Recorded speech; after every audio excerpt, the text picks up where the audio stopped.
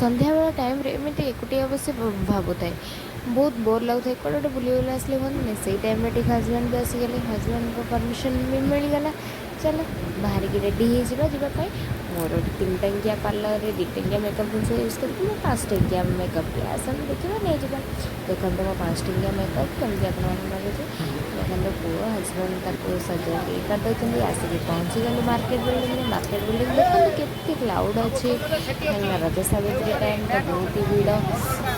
ଆପଣମାନେ ଆସୁଛନ୍ତି କିନ୍ତୁ ଭିଡ଼କୁ ବହୁତ ଭିଡ଼, ତ ତା ସହିତ ରେଟ୍ ବି ପୁରା ବହୁତ ଅଛି। ତ ସେଥିପାଇଁ ଦେଖନ୍ତୁ ଗୋଟେ ଆମ ଜଗତର ଠାକୁର ଜଗନ୍ନାଥ ମନ୍ଦିର ପୁରୀର କି ସୁନ୍ଦର ଏକ କାରୁକାର୍ଯ୍ୟ ଏଠାରେ ଅଛି, ମନକୁ ଏକାଥରେ ମୋହି ନେଉଛି। ଚାଲନ୍ତୁ ଯିବା କେଶରୀ ମଲ୍ ଭିତରେ ଟିକେ ପ୍ରବେଶ କଲୁ। ଗୀତା ଜିନିଷ କିଛି କିଣିବାର ଥିଲା, ତ ଚାଲିଲୁ ଗୀତା ଫ୍ୟାସନ୍ ଯିବା। ଗୀତା ଫ୍ୟାସନ୍ରୁ ଗୋଟେ ଶାଢ଼ୀ କିଣିବାର ଅଛି ତ ସାବିତ୍ରୀ ପାଇଁ, ତ ସାବିତ୍ରୀ ପାଇଁ ଚଏସ୍ କରି ଗୋଟେ ଶାଢ଼ୀ ନେଇ ଆସିଲି।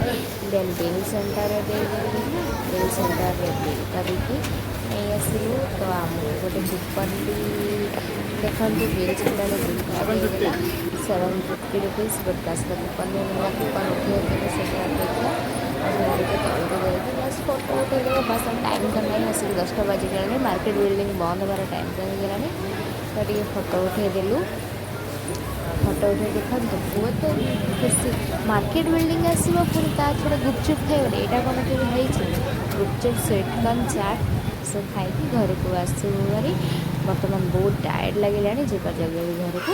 ଆସିଗଲି ଘରକୁ, ଦେଖନ୍ତୁ ଟାୟାର୍ଡ଼ ପୁରା। ପ୍ରାଇମ୍ ଫ୍ୟାସନ୍ରୁ ଆସିଯାଇଛି ଏତେ ସାରା ଜିନିଷ ସବୁ। ଯାଉଛି ଜଲ୍ଦି ଖାଇ ପିଇକି ଶୋଇପଡ଼ିବି। ବାଏ ବାଏ, ନମସ୍କାର।